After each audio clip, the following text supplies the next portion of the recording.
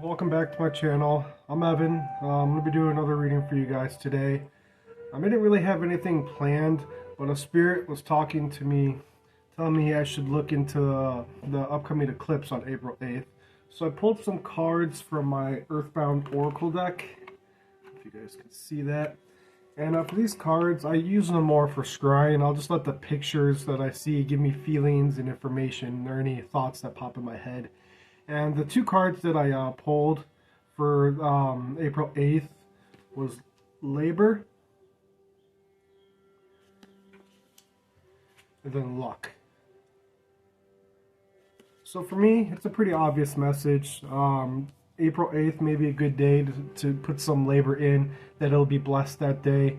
I do know that I have a friend who is very much into spiritually speaking, giving donations on certain days and certain times, giving donations in the names of certain spirits.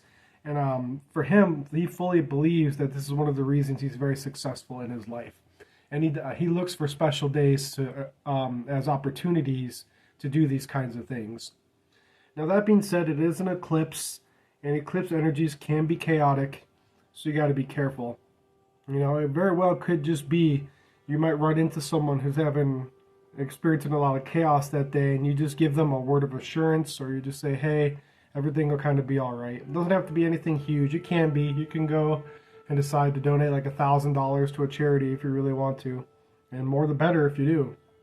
But I don't think that to reap the rewards of the energies of that day, you have to go all out. Just be willing to put the work in, and do what you can to help, you know. So that being said, I do want to pull a few more cards from the Earthbound Oracle.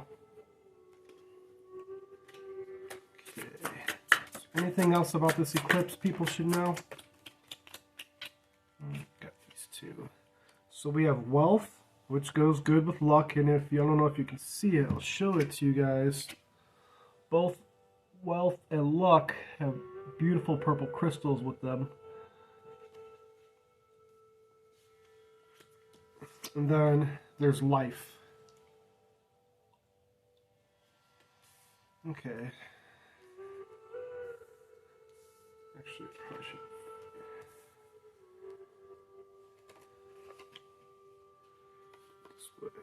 Life.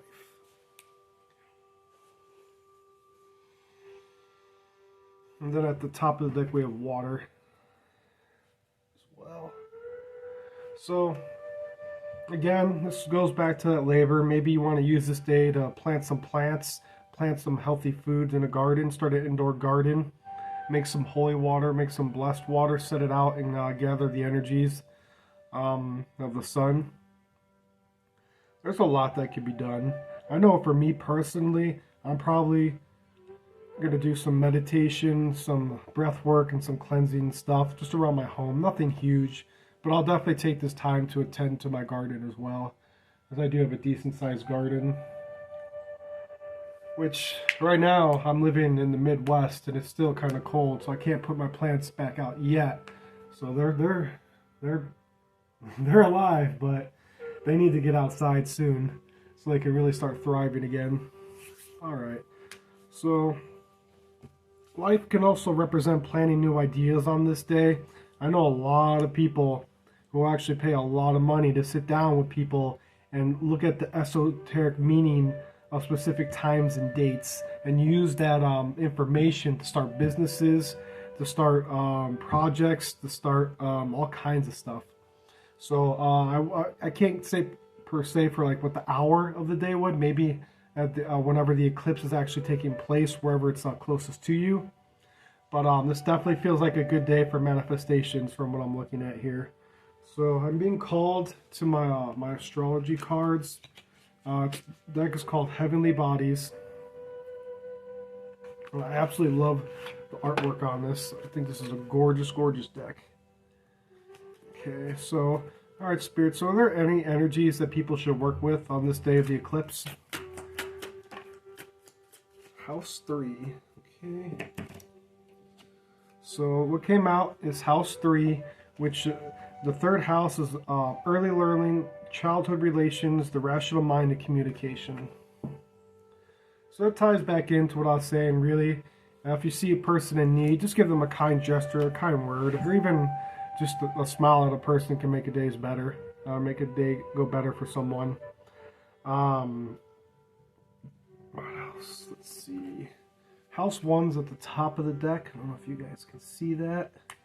In house 1, I mean, you have individuality, you have your self-image and approach to life. House 1, house 3. You know, the symbology when I'm looking at it, especially for house 1, you got the egg, you got the bird being birthed out of the egg as a fully grown bird, and then you got the heart underneath it with the candle flame. Really, I would take this day to look into maybe starting a new project. It really feels like this would be a big day for that. Let's see what else. Let's go into this.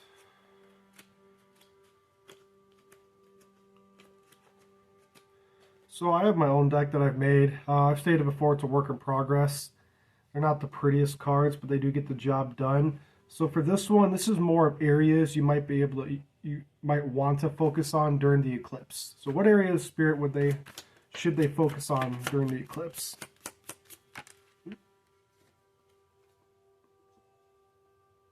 Man, I gotta relight it.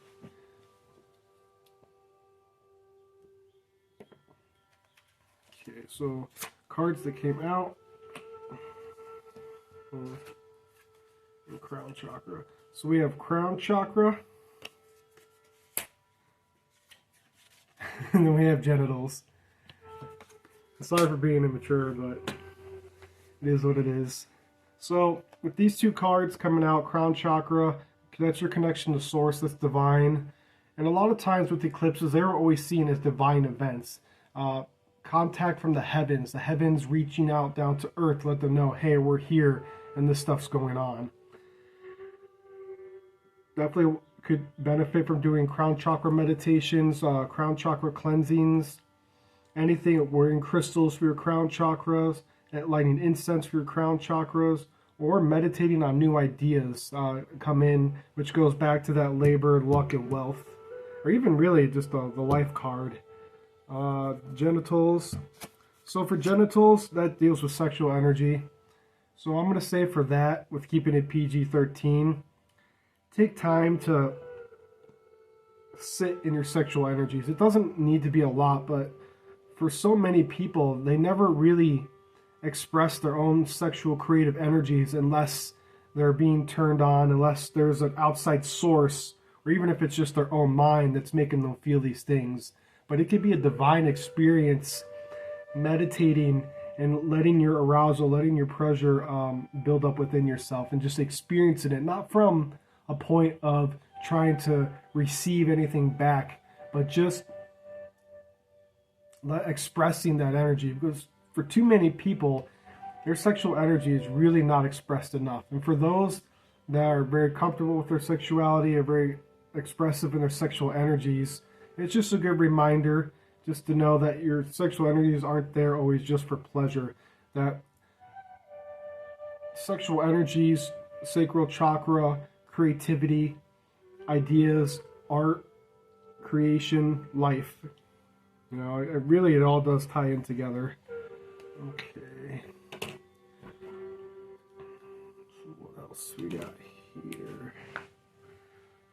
Let's see. While I'm thinking about what deck to pull from next, I want to say that I'm working on making my videos better. I watched my last video that I made, and I know that I said and ah a lot, and it drove me absolutely insane. But I'm going to let it be there to remind me that I can work on these things, and I can get better. Alright, let's see. Let's go with some crystals. I'm going to use my crystals, the stone deck. I don't know if you guys can see that.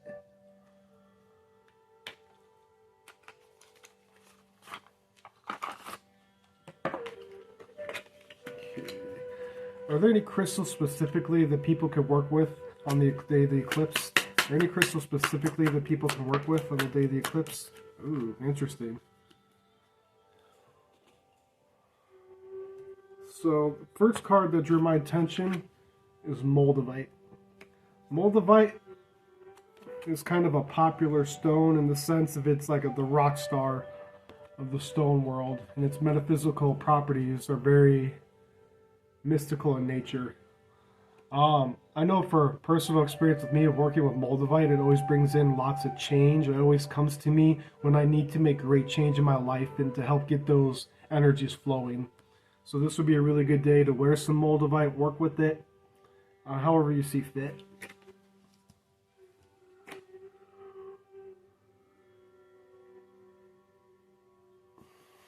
And then we have green calcite as well. Green calcite can help you if you're feeling lost, directionless, not knowing which way to go. You could put it against your chest while you meditate on if you have any important decisions to make, and it'll actually help you make the right decision. Okay.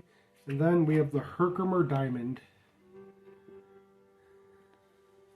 So for Herkimer diamonds, they're not actual diamonds. I don't know if people know this, but they're extra hard clear quartz. Their energetic properties are pretty unique. They're found in New York mainly. I'm not sure if they're found anywhere else in the world, but I do know most of them that we have access to here in the States come from New York. This stone is for people. It could be for people who are traveling. It could be for people who practice Reiki. It's definitely for people who want to tune the spiritual path, and for highly sensitive people as well. Quartz in general is good for all those things. Clear quartz will always be one of my favorites crystals out there, but Herkimer diamond is a close second as well. Okay, is there anything else I feel called to? Let's check and see.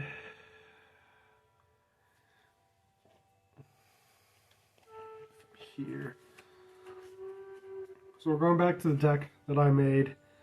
This pile is more for things you might be able to do yourself that might help you on the path for this day. So Spirit, what can the people do on April 8th to help them out? What would be best for them on that day? Or what could they do?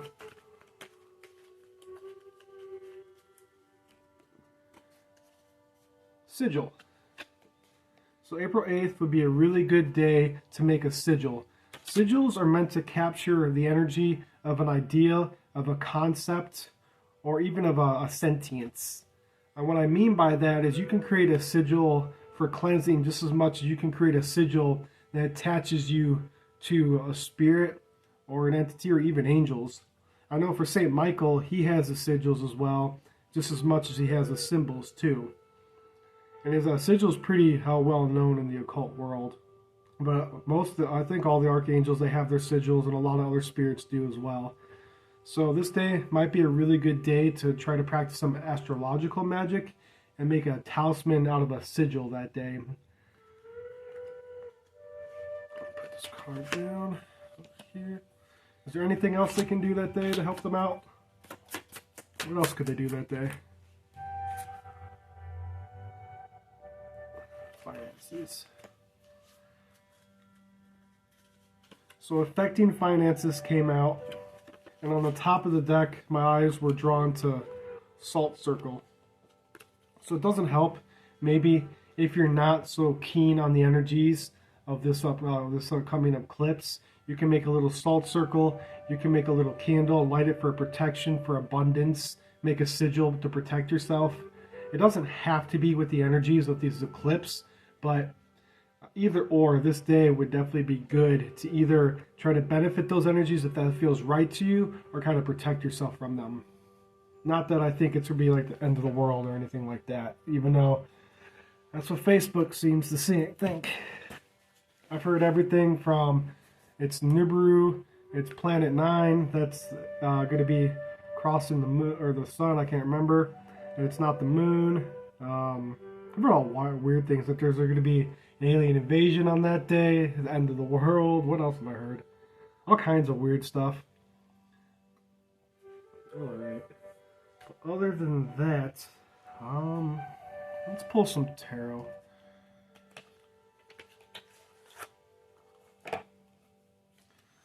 Going back to my Midnight Magic deck, one of my favorite decks. Absolutely love the artwork of this deck. If you've never seen it, it's gorgeous. Can you give us a card that'll kind of represent the energies of April 8th? Can you give us a tarot card that'll represent the energies? Interesting. Interesting. So what came out was the Nine of Swords. I'm going to need a minute to think about this. Give me 1 second. Swords, energy, 6 swords.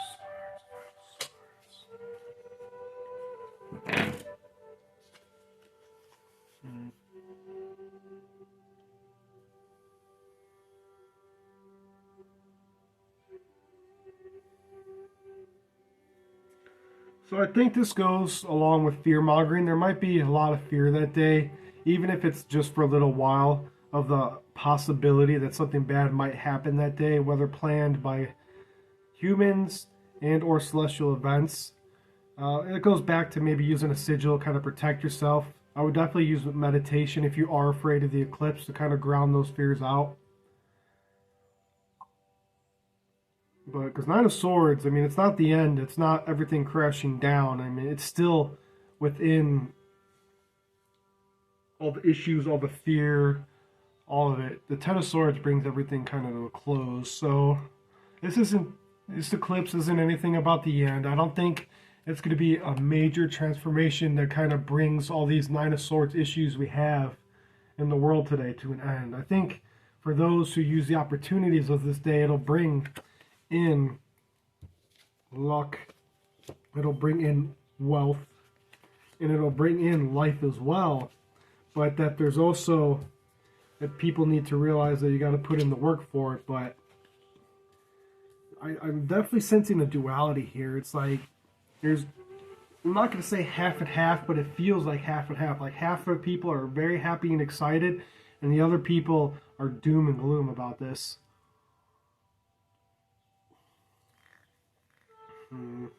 Let me see. Let's go to which is familiar.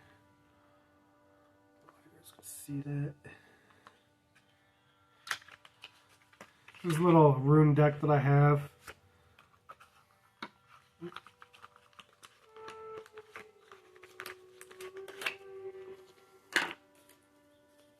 Okay, give me a second.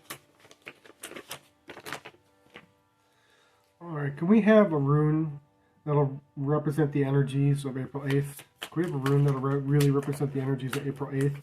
And runes can definitely be used as sigils as well, in case anyone was thinking about wanting to work with sigil magic. So we got Wonjo, which Wonjo is all about joy, pleasure, belonging, kindred, and prosperity. So it definitely goes between, you know, I drew Wonjo and the Nine of Swords. So it's really going to be split. So this is a reminder too, you get to choose which kind of day that you have or which kind of energies you'll experience as well. You know, it's always based off what our perceptions perceive. We don't see reality as it is, we only see our perception of it. And that really, really, really makes a huge difference once we understand that right or wrong never really have much to do with our perceptions. What we perceive to be true is true, even if it's wrong. How could it be anything else to us? So what I mean by that is that really you can step, like, the possibilities for both are there to have a good day. I mean, to have a good day or have a bad day, you know. It's just really what you're going to perceive and what energies you want to step into this days. But even if you do step into the Nine of Swords on this day, or experience some kind of Nine of Swords, it's not the end of everything. A lot of people would interpret that as it's a continued oppression, continued having to deal with whatever situation, which it could be that as well.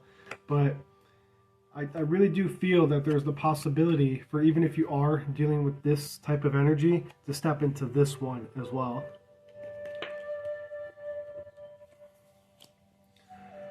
So other than that, let's see. Let's go these. I'm going to be pulling from my Druid Plant Oracle.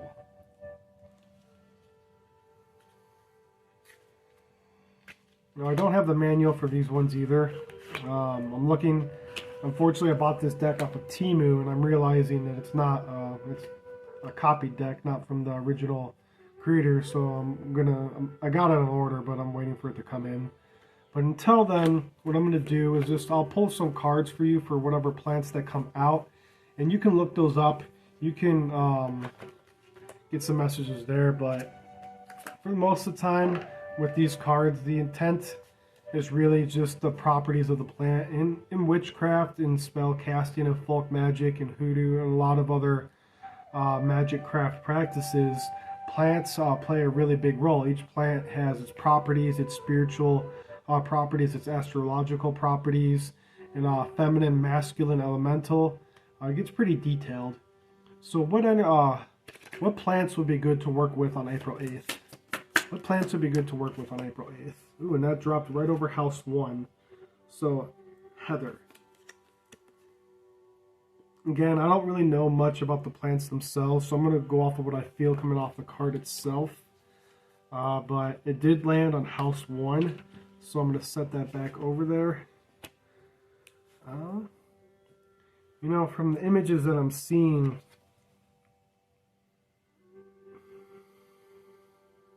really, just go back to the garden work and start early. Start your indoor garden. Maybe you want to germinate some seeds.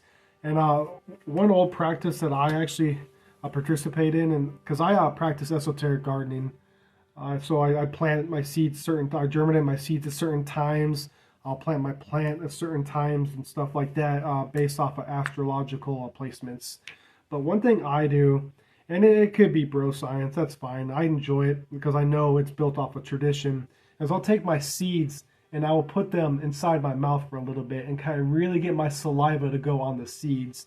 A lot of old timers believe that doing that really encodes the seed with your DNA and allows it to grow in a way that's most beneficial to you because it has that DNA of yours.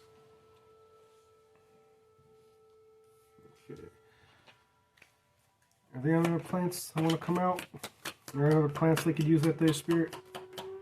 Okay. Lady's Mantle. And then drew Lady's Mantle.